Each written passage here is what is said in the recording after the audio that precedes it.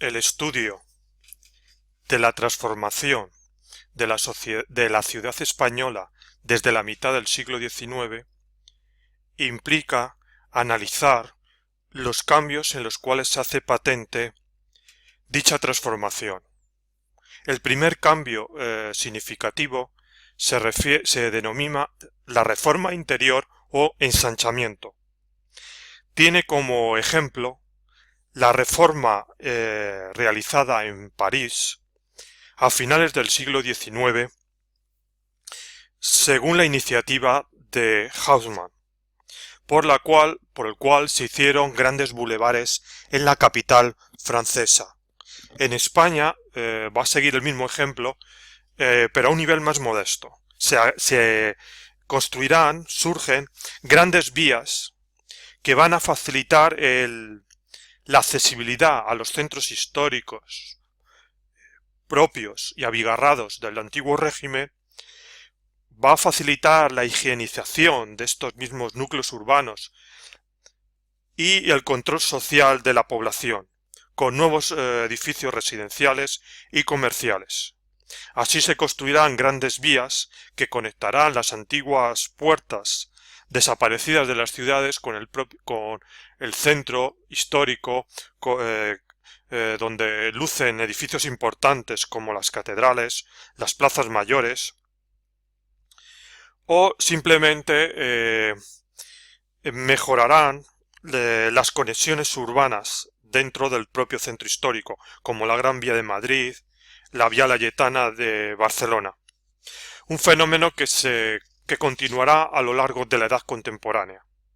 Este nuevo modelo social de la ciudad, que surge indirectamente de esta apertura de calles, se va a concretar en dos fenómenos: la segregación urbana, por la cual surgen barrios burgueses, barrios obreros, porque todos los ciudadanos no pueden acceder a todas las partes de la ciudad. Y segundo fenómeno, la gentrificación o elitización, por el cual una población de un determinado nivel superior sustituye a una población de un nivel inferior. A pesar de estos fenómenos, el centro histórico seguirá manteniendo población obrera humilde dentro de él, concretada en el interior de las manzanas, en edificios más modestos que se construyen de nueva planta para arrendatarios.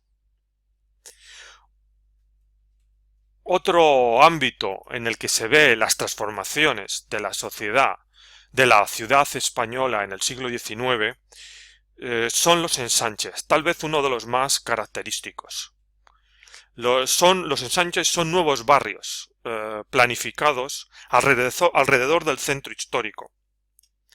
Los más importantes son los ensanches de Barcelona, planificado por Ildefonso Cerdá en 1859, o el de Madrid, elaborado por Carlos María de Castro y aprobado en 1860. Son los primeros proyectos que tendrán réplicas como el ensanche de Valencia. Se implanta en estas nuevas zonas, el modelo de ciudad burguesa, aunque en un principio tuvo varios tipos de funciones, como residencia de calidad, pero también residencia obrera, industrial, de equipamiento, pero se va a convertir en el modelo de ciudad burguesa. La planimetría de este tipo de ensanches es una planimetría ortogonal en cuadrícula, en un primer momento proyectada con baja ocupación, edificios de 3 o 4 plantas, para luego, fruto de la presión especulativa, la presión poblacional, elevar las alturas a 7 o más alturas, por ejemplo. Se proyectaron todo tipo de infraestructuras: saneamiento, energía, diferenciar el uso público de la acera y el paso de carruajes, alumbrados, embellecimientos. Los usos de los ensanches han sido variados a lo largo desde su surgimiento y con el paso del tiempo. Si en un principio estos barrios fueron barrios burgueses y barrios comerciales, incluso con zonas industriales como la zona cercana al Manzanares en Madrid, luego estos ensanches se fueron gentrificando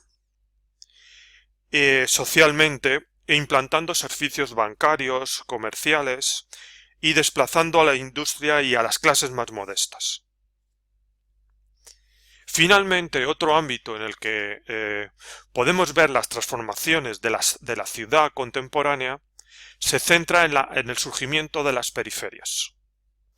Era evidente que en la segunda mitad del siglo XIX los centros históricos, incluso los ensanches construidos en suelo urbano, no satisfacían la demanda de nuevas viviendas. Era por tanto necesario la construcción de viviendas en alguna parte cercana o del entorno de las ciudades.